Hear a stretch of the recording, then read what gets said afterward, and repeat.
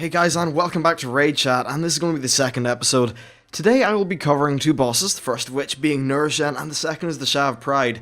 Funny enough, these are actually two of my favourite bosses of the tier. I really wouldn't have thought that they'd be the kind of random Sha bosses that they threw in at the first wing. But there's just something about their design, where I think they really nail this sort of sense of tension, and stuff like that I want to talk about, because I don't know, I just find it really compelling and fun. So yeah, as for this guy, the Amalgam of Corruption, also known as Norushen, basically if you don't know, what happens is everyone starts off a little bit corrupted, which you can see in that big blue bar. And if you're DPS, you need to do this thingy I'm doing here, where you go into the yellow orb and that uncorrupts you, which is pretty cool. Now, not only, like, a nice thing about design-wise about this is that, like, it really breaks up the combat. It is annoying as range, though, because of those stupid, like, deflect shield thingies. They absolutely do my head in. But anyway, yeah, so I think this is a nice little break from things, and it's really cool how what you do in here affects the people outside, which is fun.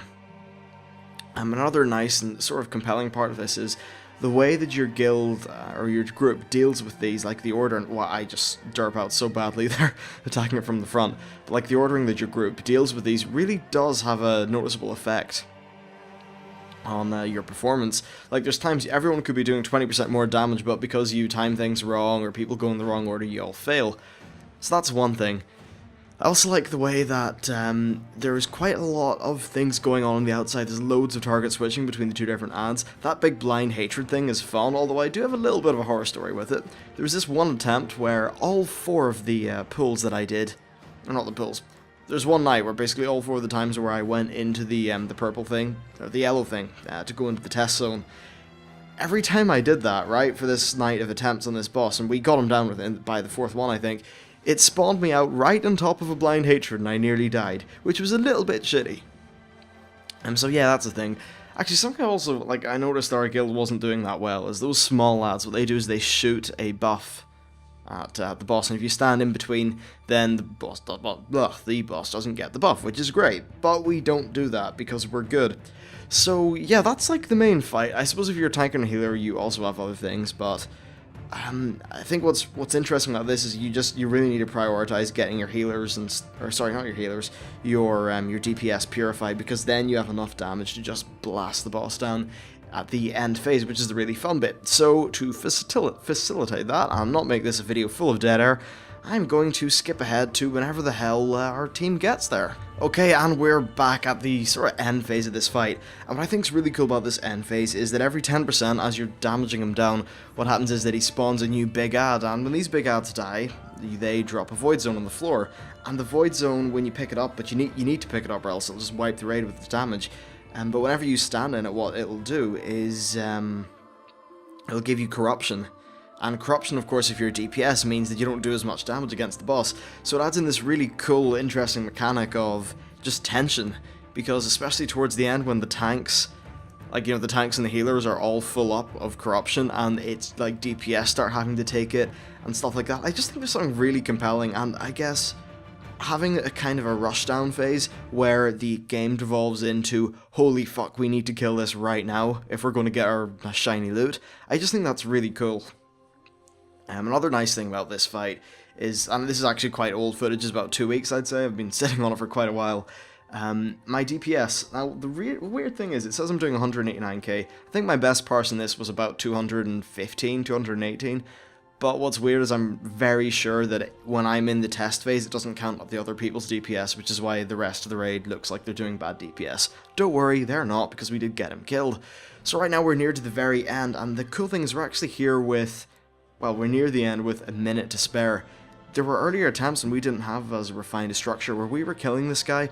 I believe our first attempt was within 1 second of the enrage timer. Like, damn, that is a close kill.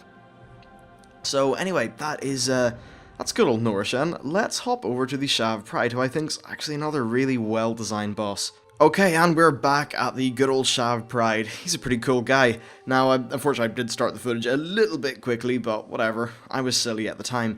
And this is also one of my favourite bosses because it just has so much fun and tension and things to do. So to give you a brief overview, you just saw there on the screen the small ads pop up. And if you stand in where they pop up, then you'll take loads of damage and you'll gain pride. When you gain too many pride, bad things happen later.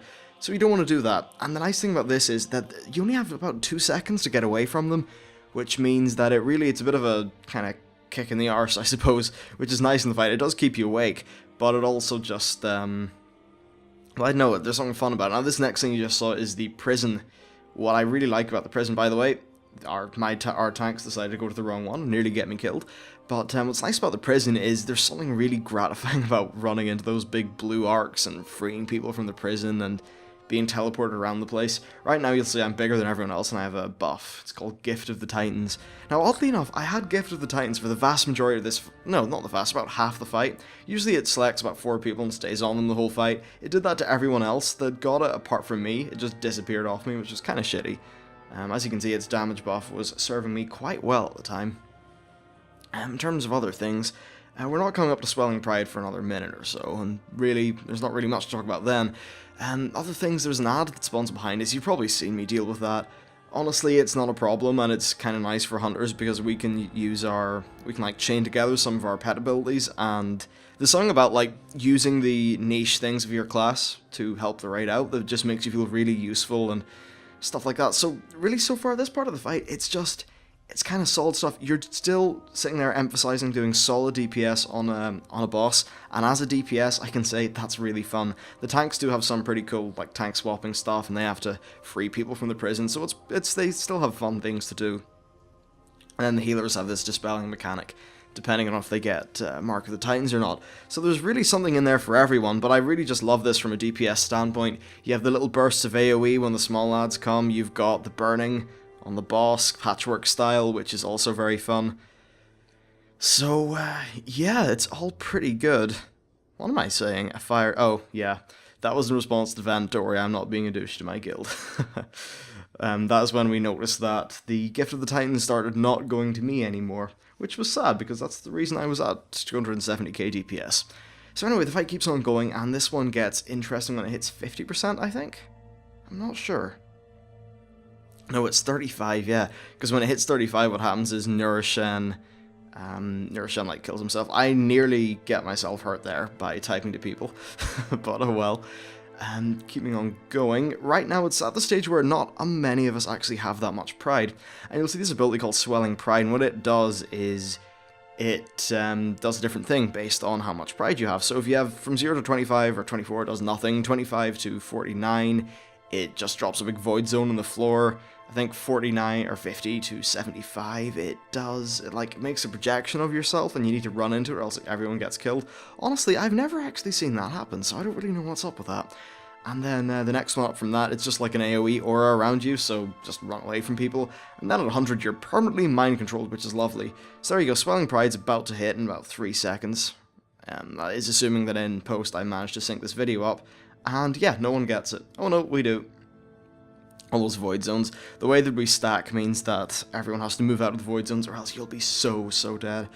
We're now, we're coming up on 35%, and really 35% it puts heavy raid damage in everyone, and the mechanics, you still need to do the same thing, but the fact that you're getting all this heavy raid damage, everyone's gets completely purified, they get right down to 0 pride, but you're getting pride all the time, and this is once again the rushdown effect, where you must kill that boss before you get killed, because you're taking stacking shadow damage, he's really draining your healer's mana, and you just need to play really well, do as much damage as you can, which is just so fun as a DPS. Now to that end, for some reason, I don't have Cobra Shot on. Not Cobra Shot, Serpent Sting. This is the thing that happens to hunters a lot. And there's probably... Yeah, there, I managed to refresh it. I should get an add-on that reminds me if I derp out on it, but oh well. So yeah, from a design standpoint, all I want to say is fights like this in Norushen, they've got quite a bit of tension in them, and they have things that are just nearly guilty pleasures. Single target damage, nuking the shit out of stuff, and having that burn phase at the end, because burn phases are actually really fun when it comes to encounters. And yeah, there you go, Killer Rogue has overtaken me with DPS, the bastard, but I'm still pretty happy with my parse. Maybe this parse was a bit higher than I thought it was. Yeah, I'm happy with 250k damage. Oh yeah, and of course, right when I'm in execute range, with an execute ready and Bestial Wrath, that is when the game decides it's going to imprison me. Thanks, game, you're awesome. But anyway, that's it for Raid Chat. Really, Raid Chat's just going to be whenever I have something to say about bosses, such as in this video me saying, I fucking love the Shav Pride, he's fun. whenever there's something like that, I'll just throw on and do a raid chat for it. Also, it's just nice, fun content, and there's not really enough raiding videos that aren't just like techno music OMG showing off my skills. So yeah, a bit of chat's always nice. Anyway, that's it for this video, hope you enjoyed it, and I'll see you next time. Of course, at the end, I die with style.